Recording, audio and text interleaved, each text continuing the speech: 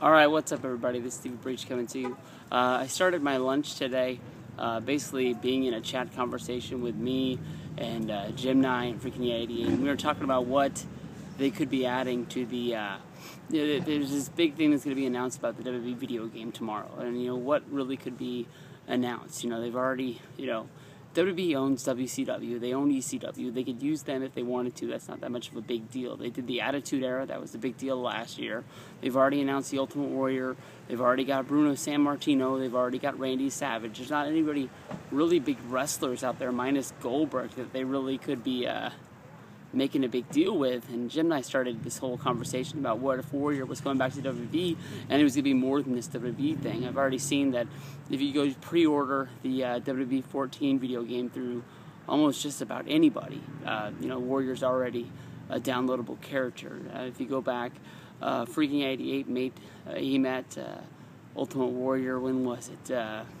Sometime last year. He went to one of his signings. He's been to two of them, but Mr. Moley, Josh Molineros, video recorded. They're going back and forth. And I asked him about going into the Hall of Fame. Was it a possibility? Was it going to happen?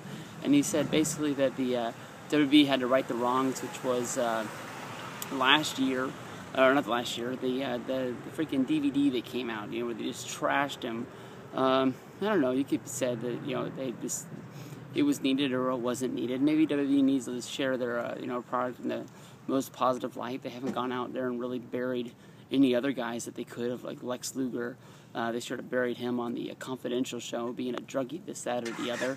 But I was one of the guys who just really didn't believe that Warrior was ever really going to be coming back. But Ultimate Warrior tweeted, tomorrow's date, and he said, "Always believe." And that's the one thing you have to be as an Ultimate Warrior fan, is always believe that there is going to be a day where he's going to come back.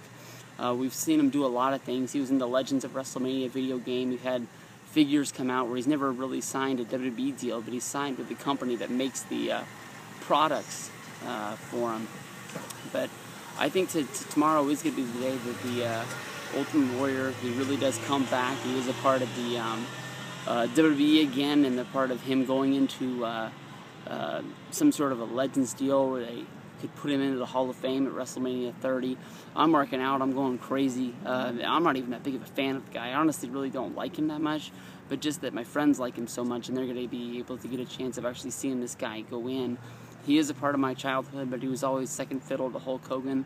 I was one of those guys crying when Hogan lost and handed it over. I never really believed in him and thought that he was going to be able to carry the stuff. When he tagged with Hogan at SummerSlam or Survivor Series in the Ultimate, what do they call that match at the end of the Survivor Series 1990? It was the Ultimate Survival match or some shit like that. It was cool to see them standing tall at the end.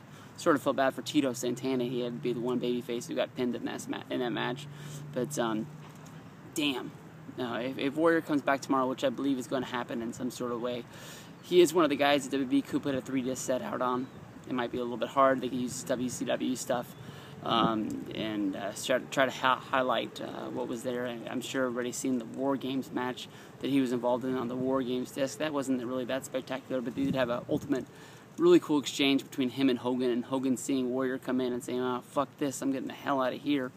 But I'm sure, the WWE, once they release this Goldberg set coming up, there's not that many guys they can do big sets on. Triple H is getting one sooner than later, and then who's really left out there? You could do sets on, like, 2-disc sets on, like, Daniel Bryan and Sheamus and them like that, but they ultimately look pretty weak because they haven't done a whole lot of stuff. So, them signing these guys and bringing them in is going to be key to them, being able to pump out good, disc sets coming out in the future. So if you're a WWE DVD fan, I just don't want to see any more sets like that. What was that set that came out last year that was sort of fun, but you're never going to go back and watch it again? Best of Falls Count Anywhere matches. That's some bullshit right there. But everybody have fun. Enjoy Money in the Bank if you're watching this before, if you're watching it after, or if you're watching it during. Enjoy, trying to follow a stream or looking at your Twitter feed. I got to get back. Lunch is almost over. Peace out.